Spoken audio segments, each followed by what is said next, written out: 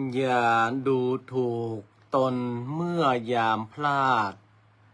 อย่าประมาทตนเมื่อยามสำเร็จอย่าหมดหวังตนเมื่อยามทุกข์ใจและอย่าหยุดพัฒนาตนเมื่อยามมีความสุขศรัทธาญาติโยมท่านสาธุชนพุทธบริษัททั้งหลายขอเจริญพรเจริญโชคเจริญชัยเจริญมั่งเจริญมีเจริญสรีสวัสดีกับท่านสาธุชนคนดีFC รายการทุกท่านมาพระมาแล้วหนาญาติโยมศรัทธามาฟังพระครูวิโรจยาภรณ์กับรายการธรรมะนึ่งกำลังใจสไตล์ล้านนาโดยอาตมาพระครูวิโรจยาภรณ์ได้นำเอารายการมาอูจากับบรรดาศรัทธาญาติโยมกันแถมค่ำคืนหนึ่งโดยในค่ำคืนนี้นั้นอาตมาภาพก็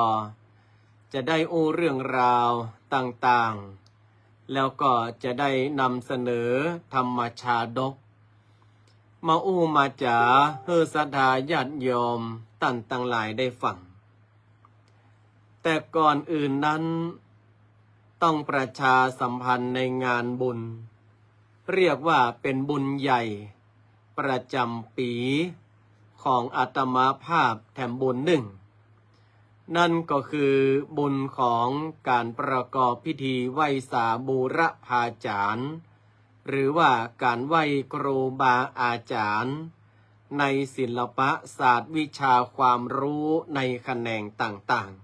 ๆที่อาตมาภาพได้ศึกษาเล่าเรียนที่อาตมาภาพได้เคารพนับถือ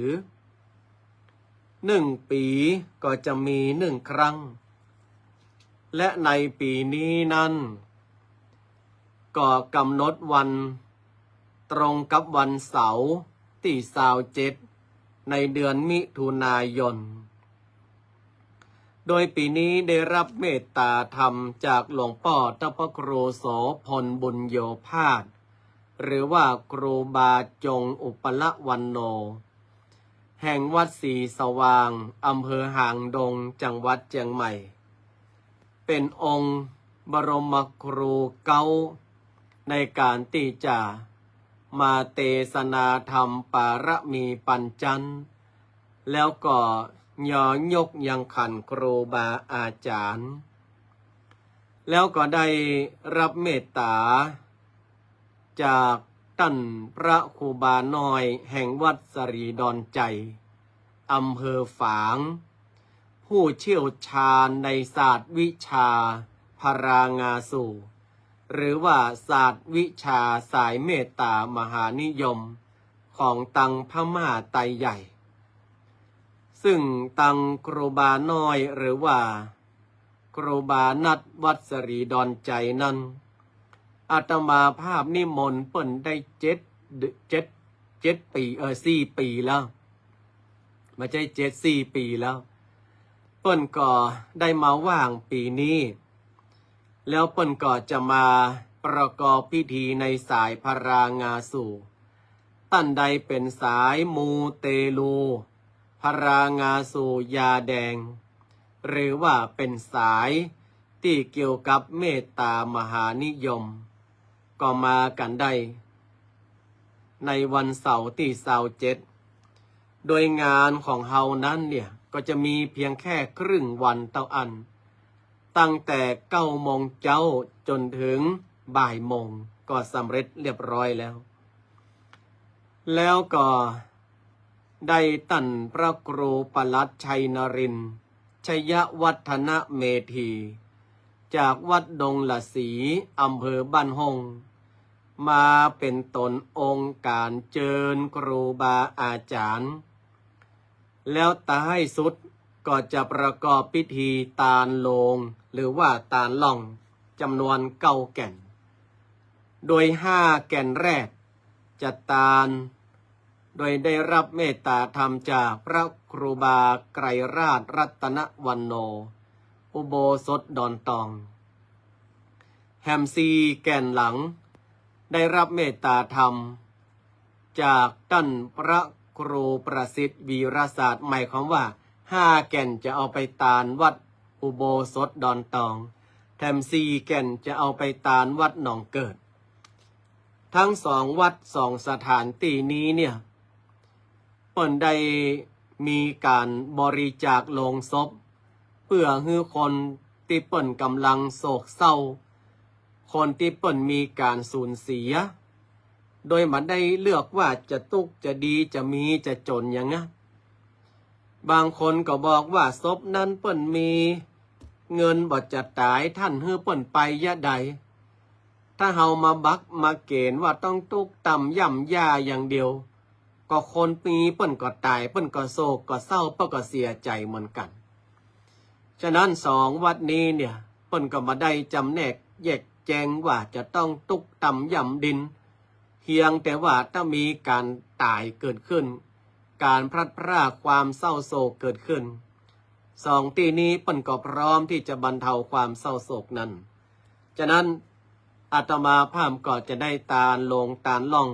5 แก่นไว้ที่พุทธสถานอุโบสถดอนตองแฮม4 แก่นตาลไว้ที่วัดหนองเกิดตำบลตาตุ่มอำเภอป่าสางก็ถือว่าสำเร็จเสร็จสิ้นไปถ้าว่าตาลล่องตาลลงเรียบร้อยดังนั้นอาตมาภาพก็ขอใช้เวลาช่วงต้นรายการเนาะศรัทธาญาติโยมตอนนี้ลงหรือว่าล่องเหลือแถม2 แก่นสุดท้ายเจ้าภาพแก่นละ 2,500 บาทเนอะลงหรือว่าล่องเนี่ยนะเหลือแถม2 แก่นสุดท้ายท่านใดจะร่วมบริจาคลงเป็นการสะเดาะเคราะห์เป็นการสะเดาะภัยอันมีต้นว่าเคราะห์ปีเคราะห์เดือนเคราะห์วันเคราะห์ยามเคราะห์เมื่อลับเมื่อตื่นเคราะห์เมื่อยืนเมื่อเตียวเคราะห์เมื่อต่อหน้าและตามหลังเคราะห์เมื่อคืนบะหันเคราะห์เมื่อวันบะฮูเคราะห์จุโพนานาเคราะห์นักขัตฤกษ์เจ้า12 ตัวเฮาก็ตาลล่องตาลลงสะเดาะเคราะห์สะเดาะภัยไปก็เหลือแถม2 แก่นที่ยังขาดเจ้าภาพและอาตมาภาพก็ยังเปิดบุญเจ้าภาพสังฆทานถวายพระสงฆ์สามเณรวัดบทน้ำดิบจำนวน17 ตนถวายตนละ500 บาทศรัทธาญาติโยมท่านใดจะเป็นเจ้าภาพสังฆทานถวายพระสงฆ์สามเณรวัดบทน้ำดิบตนละ500 บาทอันนี้ก็แจ้งความจำนงได้เนาะหรือท่านใดจะมาออกโรงทานน้ำดื่มโรงทานอาหารอันนี้ก็เจอเนออนุโมทนาและท่านใดอยากจะได้วัตถุมงคลสายมูเตลูสายขาวสายเมตตามหานิยมเดินทางมาร่วมเนอวันที่27ที่จะถึงนี้ที่วัดโบสถ์น้ำดิบเฮาเริ่มในเวลา9 โมงไปจนถึงในเวลาบ่ายโมงถ้าหากว่าท่านมาท่านก็จะได้รับวัตถุมงคลที่ระลึกอาตมาภาพบอกเตื้อว่าเป็นอะไรแต่ว่าท่านพระครูบานัดท่านพระครูบาน้อยวัดสรีดอนใจเมืองฝางท่านเตรียมไว้เรียบร้อยแล้วดังนั้นก็ขอประกาศบอกบุญศรัทธาญาติโยมท่านสาธุชนทุกท่านในการเป็นเจ้าภาพในงานไหว้ครูในปีนี้ของอาตมาภาพเนาะตอนนี้ล่องเหลือแถม2 แก่นสุดท้าย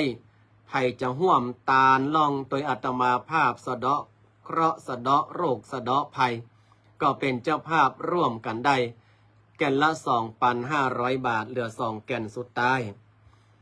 แล้วก็ใครจะเป็นเจ้าภาพสังกัดตานถวายพระสงฆ์สามเณรวัดบทน้ำดิบ17 ตน ตนละ500 บาท หรือท่านใดจะมาออกโรงทานร่วมด้วยช่วยกัน ก็ยินดีอนุโมทนาเนอะแล้วก็ขออนุโมทนาท่านที่มีรายชื่อรายนามดังต่อไปนี้ 1. โยมแม่มิตรขนองนึกพร้อมโดยลูกหลานหรือว่าโยมแม่ดวงทิพย์ขนองนึกพร้อมโดยลูกหลานจากอำเภอแม่สอดจังหวัดตากโยมแม่มิตรหรือว่าโยมแม่ดวงทิพย์ขนองนึกพร้อมโดยลูกหลานเนี่ยเพิ่นได้รับหลายรายการเนอะรวมแล้วเป็นเงิน 15,000 บาทอนุโมทนาคุณโยมสาวคำจากอเมริกาคุณโยมลาจากอเมริกาคุณโยมเพลงจากอเมริกาเนาะอันนี้เป็นเจ้าภาพในกันเตศแล้วก็เจ้าภาพโลงศพก็มีอัตมาภาพพระครูวิโรจน์ชยาพรคุณพ่อจินนาคุณแม่วันเพ็ญวงสายะอันนี้เป็นครอบครัวแล้วก็2คุณแม่มิตรขนองนึกหรือว่าแม่ดวงทิพย์ขนองนึกพร้อมด้วยลูกหลานจากอำเภอแม่สอดจังหวัดตาก3คณะแม่แดงป่ารกฟ้าแม่ปึ้งแม่เพนตองกายอันนี้เป็นแม่ครูแห่มท่านหนึ่งในสายคารวาสเนาะ4คุณมานะคุณมุกดาเงินเมืองพร้อมด้วยครอบครัวคุณนงเยาวไลลักษณ์คุณนวรัตน์นาวารัตน์จากจังหวัดเชียงใหม่อันนี้เปิ้นร่วมกันเป็น1 แก่นและ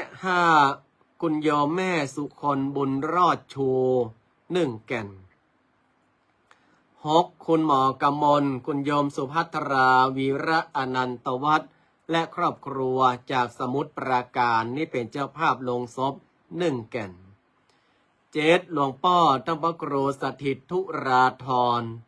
เจ้าวัดวัดสันขยอมอำเภอสันทรายแห่ม1 แก่นตอนนี้ได้7 แก่นเหลือแต่2 แก่นที่ยังบ่มีเจ้าภาพเนาะ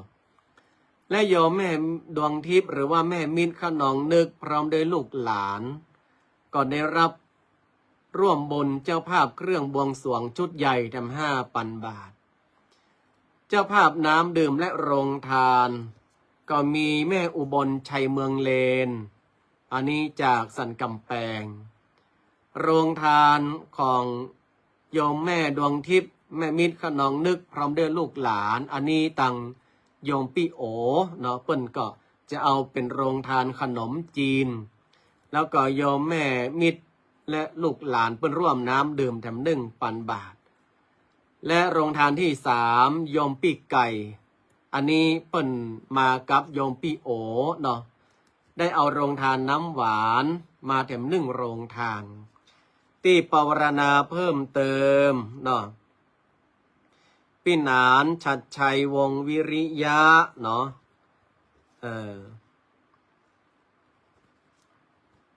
วงที่วิริยะว่าวังที่ยองวังที่ยองพี่หนานชัดชัยวังที่ยองรับสังฆทานเนาะอันนี้1 สังเนาะ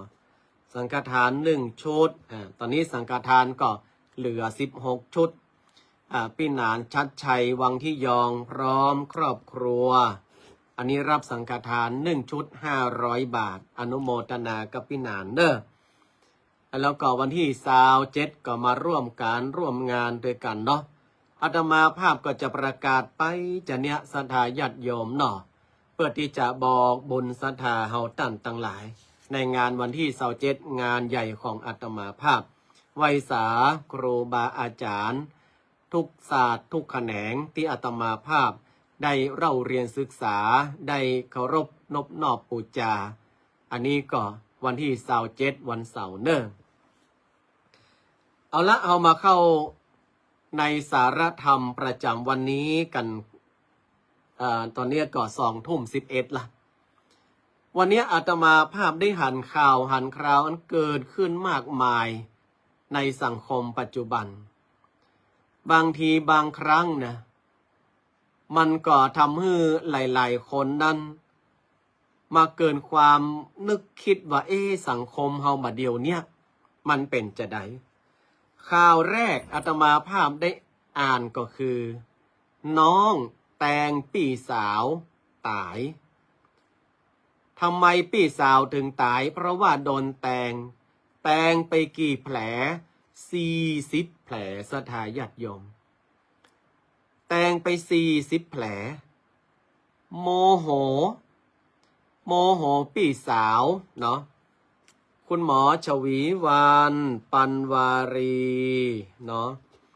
อันนี้รับสังฆทาน1 ชุดสาธุอนุโมทนาตอนนี้สังฆทานเหลือ15 ชุดสาธุอนุโมทนาคุณหมอชวีวันเนอร์ก็คือว่าพี่สาวไปทำให้บ่พอใจก็เลยเกิดอารมณ์โมโหแตงพี่สาว40 แผลถึงแก่ความตายแล้วแถมข่าวลูกเตวดาสถาญาติโยมขอให้แม่เจ้าคอนโดให้ตัวเก่าอยู่คอนโดเดือนเป็น20,000 ป่ายแม่ก็ว่ามามีเงินขนาดนั้นน้อยใจมาได้ดังใจขับรถปุ่งลงสระน้ำไหนในมหาลัยอีน่ะคนเบิกก็จ่วยออกมาแล้วจะได้ปรับค่าเสียหายมันเกิดอะไรอย่างขึ้นในสังคมอันนั้นก็น้องฆ่าปี่อันนี้ก็ลูกโมโหมาได้ดังใจแล้วก็มีหลายๆเหตุการณ์ที่มันเกิดขึ้นที่ป่าซางบอกฮู้พี่นานชัดชัยได้อ่านข่าวก็แมลงเนี่ยสกัดยับยาบ้าหรือว่ายาม้าเนี่ย3 ล้านเม็ดนะตีตำบลม่วงน้อยอำเภอป่าซางถ้ามันลุดไปได้นะมันจะขนาดมันจะขนาดไหนเนาะแล้วก็มีแหมข่าวละอ่อนป.6 อีกอะกำดาบไล่ฟันครูแล้วก็เจ้าหมู่นักเรียนนะนี่ละอ่อนแค่ป.6 สถาญาติโยมเปิ้นก็ปาไปสืบสวนสอบสวนเนาะว่าสภาพจิตใจมันเป็นจะไดถึงได้เอามีดเอาพระไปไล่ฆ่าไล่ฟันเนี่ยโลกบาเดียวนี่มันพัฒนาแต่มันพัฒนาตังโลกิยะไปนักแม่นก่อตั้งพระครูใบดีกาสิทธิโชคแต่ว่ามาได้พัฒนาตังโลกุตระคือมาได้พัฒนาตังใจพัฒนาเทคโนโลยี AI พัฒนาในเรื่องของวัตถุพัฒนาในเรื่องของอำนวยความสะดวกแต่ว่าลืมพัฒนาศีลธรรมจริยธรรมแม้กระทั่งตู้เจ้าเฮาก็เหมือนกันมาเจ้าว่ามีกาศรัทธาญาติโยมไปนอกนะภายในบางตนก็ตยกันนักล้ำไปตยสื่อตยสังคมจนนักล้ำไปจนเสียตุเสียเจ้าไปก็หลายตนอาตมาภาพแมลงนี่จะเล่าให้ฟังอันนี้เรื่องจริงผ่านจอลูกแม่พิชยาอาตมาภาพเตี้ยวไปหน้าวัดไปนั่งตีปากประตูเข้าวัดพ่อวิหารพ่ออุโบสถพ่อวัดพ่อวาก็มาเป็นกำลังใจเกิดขึ้นให้กับตัวเก่านะว่าเฮาก็ไปก็แปลงเฮาก็สร้างจนว่าเป็นที่ประกอบซึ่งบุญซึ่งกุศลพอแล้วก็งามถ้ามีพลังวิเศษจะลากไปไว้ถนนหลวงบุญคือเขาได้ชมอันนี้เอาความดีเข้าตัวเก่าเนาะอันนี้ป้นฮ้องว่าอย่างป้นฮ้องว่าบุญญานุสติสถาญาติโยมเวลาเขามีปัญหาเวลาเขาท้อเวลาเขาเกิดว่าจะถอยละจะล้มจะเลิกละ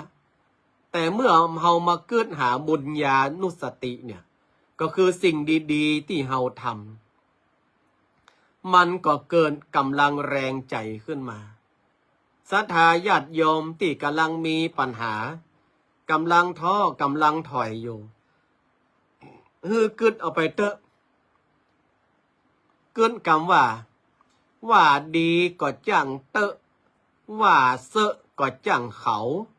คะแนมใจเฮาบ่ไหววันเซิงสุดแต่องค์พระปฏิมายังราคินหมู่เฮาเป็นมนุษย์เตวดินมันจะสิ้นแก่คำว่านินตาฉะนั้นเฮามาต้องเอา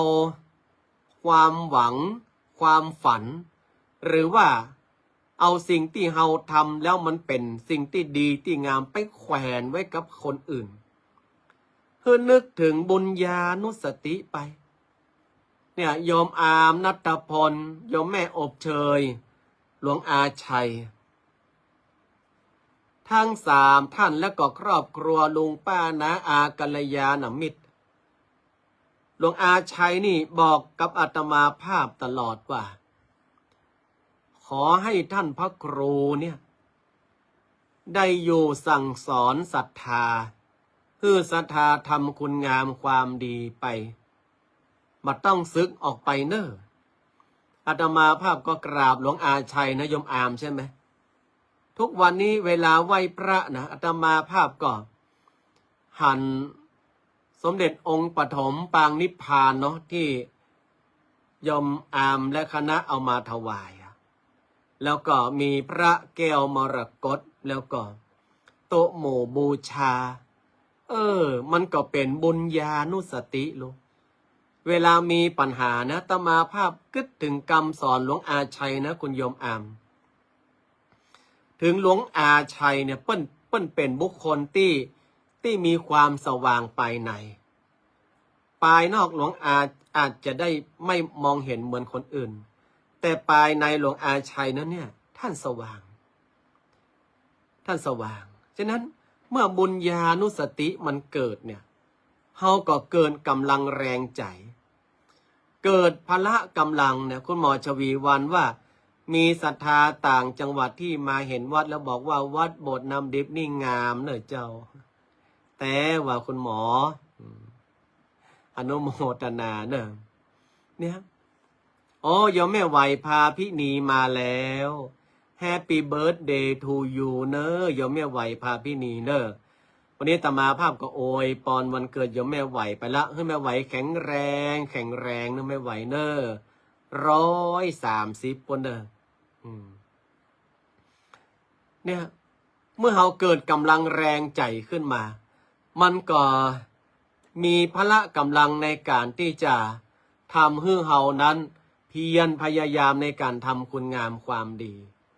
อาตมาภาพจะยกเรื่องพระมหาชนกคือฝั่งพระมหาชนกศรัทธาญาติโยมทั้งหลายเฮาหูอยู่หนอว่าเรือที่พระมหาชนกแล่นฝ่ามหาสมุทรไปน่ะมันล่มไหมก็เท่าที่เฮาได้อ่านได้ศึกษามามันล่มคนในเรือตายเบ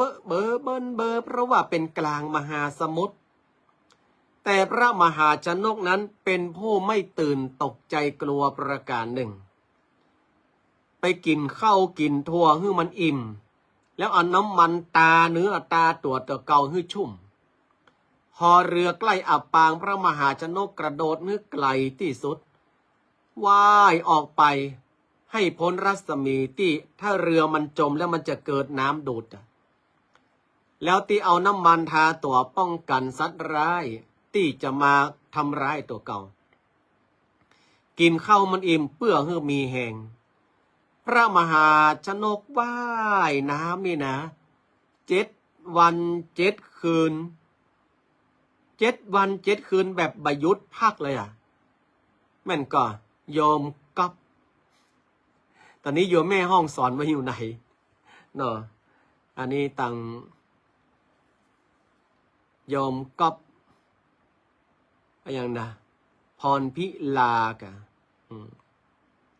เนี่ยว่ายตลอดว่าย7 วัน 7 คืนบางวันนี่พออิดพอหิวนะจนจะจมแล่มาจมแล่อยู่งั้นคือถ้าเป็นคนเฮานี่ถอดใจแล้วเพราะว่ามันเหนื่อย เนี่ยบางคนเนี่ยทำเล็กทำน้อยทำนิดทำหน่อยเป็นจมเป็นซ้ำละอิดแตะอิดว่าฮอนแตะฮอนว่าหนาวแตะหนาวว่าแรงแตะแรงว่าหนักแตะหนักว่ามันตึงมีศรัทธาญาติโยมกำอู้เราเนี่ยมันบั่นทอนจิตใจมันบั่นทอนกำลังใจตัวเองอ่ะบางทีเฮามาฮู้นะโหอีล่ำเหลือแต่วันมีเป็นซาวแก่นบ่กะฮอนแตะฮอนว่าฮอนอย่างมอนน่ะฮกโอ้อีล่ำเหลือตึงใครยะอย่างสักอย่างเอาแล้วเมื่อใจมันท้อใจมันถอยเพราะว่าเฮาฮอนเนี่ยหรือว่าเฮามาได้เสริมกำลังให้กับตัวเก่ามันถึงใครอยู่ใครยั้งใครยั้งเนี่ยท่านฉะนั้นพระมหาชนกเนี่ยไหว้แล้วกึดใจว่าถ้าเฮายั้งบัดเดียวนี้เฮาตาย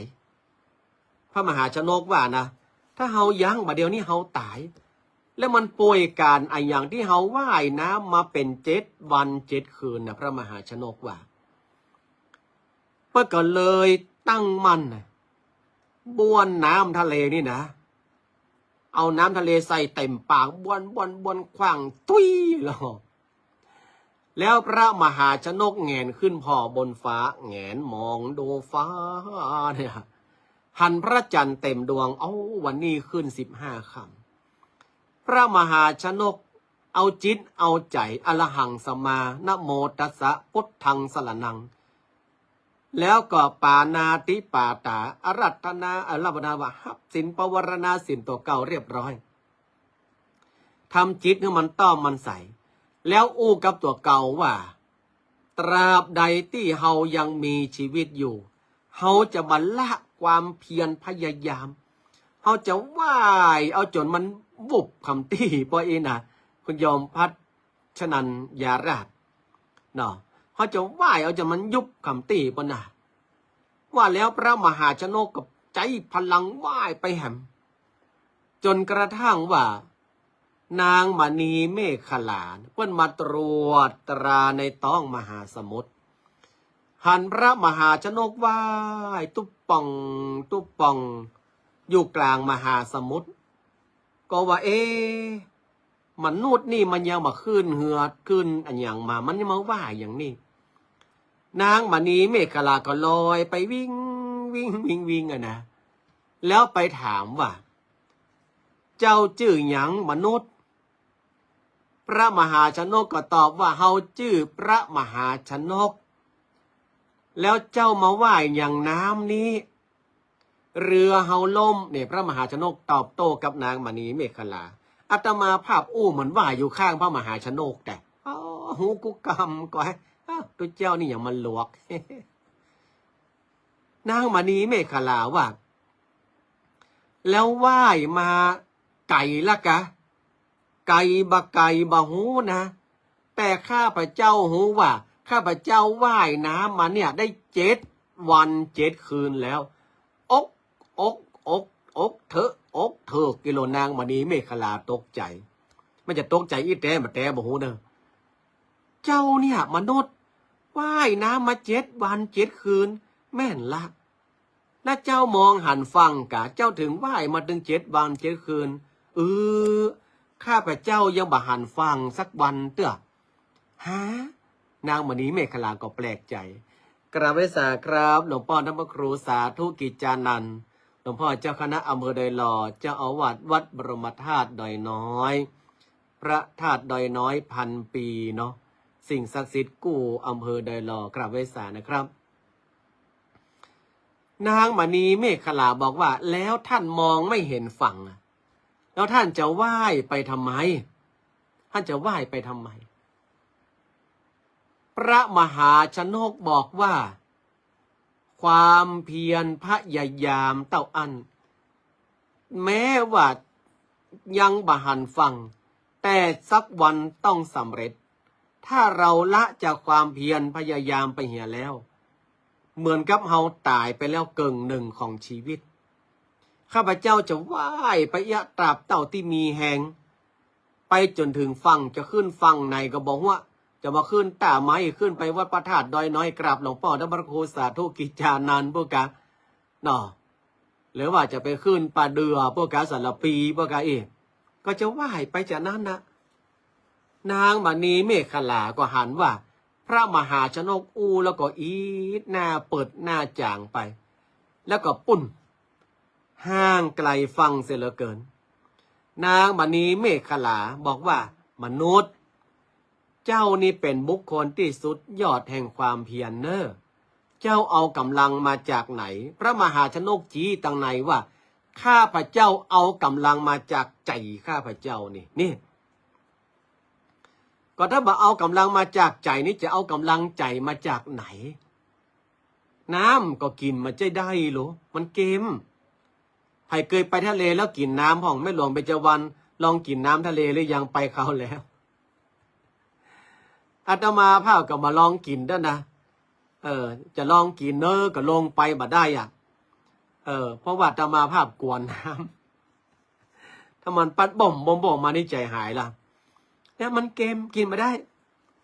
ต้องเฮือกำลังเอามาจากภายในคือกำลังใจนางมณีเมฆขลาก็ลงไปอุ้มเอาพระมหาชนกะมามนุษย์ข้าเปิงใจที่เจ้ามีความเปลี่ยนแต่ข้าเปิงใจที่เจ้าสร้างกำลังด้วยตัวเก่าแต่ข้าจะพาเจ้าไปขึ้นฝั่งมาแล้วก็อุ้มพระมหาชนกพระมหาชนกลอยฟ้าได้ก็สลบแล้ววาบวาบวาบมอง สลบเลยเพราะว่าแหงหมดทันทีแล้วเนี่ยจนเอาพระมหาชนกไปไว้ที่สวนดอกไม้จะสวนดอกไม้ของไผ่เนี่ยอาตมาภาพก็เล่าต่อเนาะแต่เอามาแค่ตอนเดียวคือตอนที่พระมหาชนกเนี่ยเปิ้นอาศัยความเพียรเปิ้นอาศัยกำลังที่เกิดมาจากใจเปิ้นฉะนั้นศรัทธาญาติโยมท่านสาธุชนทั้งหลายเปิ้นบอกเอาไว้ว่าคนเฮาเนี่ยชีวิตคนดุจเรือน้อยลอยกลางคลื่นมีวันชื่นมีวันช้ำย้ำสมัยอย่าหยุดพายอย่าวางมือแม้เหนื่อยใจฟังฝันไว้ย่อมรอผู้ไม่ถอยนี่ฉะนั้นคนเฮาเนี่ยอย่าไปย่อท้อเมื่อเจอปัญหาใดๆอย่างน้อยสร้างกำลังเกิดจากภายในคือกำลังใจของตัวเองอันนี้อาตมาภาพใจอันเนี้ยเอามาสอนจิตเอามาเตือนใจอยู่ตลอดเวลาว่าพระครูวิโรธเอ๋ยสู่จะท้อสู่จะถอยอย่างใดคือสู่พอวิหารคือสู่พออุโบสถเนอนิตมาภาพอู้ก็ตัวเก่านะว่าพระครูวิโรธพอวิหารพออุโบสถพอศรัทธาญาติโยมเปิ้นมาตักบาตรทำบุญพอศรัทธาญาติโยมเปิ้นมาฟังรายการเด้อแล้วฮือสู่มีกำลังใจต่อไปอาตมาภาพก็เลยอยู่จนถึงปัจจุบันเนาะเนี่ยศรัทธาก็เหมือนกันเด้อศรัทธาเฮาก็ก้อยตุติตุ้มติ้มไปชีวิตเฮาเนี่ยยามอยู่ก็เลี้ยงกายยังเนาะสร้างกำลังจิตสร้างกำลังใจเมื่อเฮาแข็งแรงบางคนเป็นหัวหน้าครอบครัวถ้าหัวหน้าครอบครัวเมาก็จมตุกจมยากอยู่หั่นเนี่ยคนในครอบครัวก็อยู่บ่ม่วนละแต่ว่าถ้าหัวหน้าครอบครัวมาท้อมาถอยปิ๊กมาแม้จะเหนื่อยแต่ก็มีรอยยิ้ม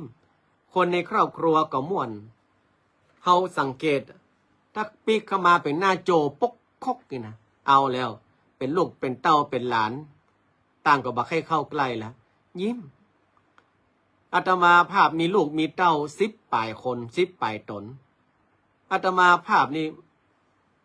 ด่าแล้วเขามาผูกใจเจ็บนะเขาบอกว่าพระอาจารย์นี่เป็นตู้เจ้าที่ด่าแล้วม่วนว่ะเป็นตู้เจ้าที่ด่าแล้วม่วนเพราะอาตมาภาพด่าแล้วมีรอยยิ้มแต่ไม่ใช่ว่าด่าจนหยาบคายหยาบโลนมาใจด่ายังไงให้มีความน่ารักเป็นคิกขุสังโฆอย่าเนาะ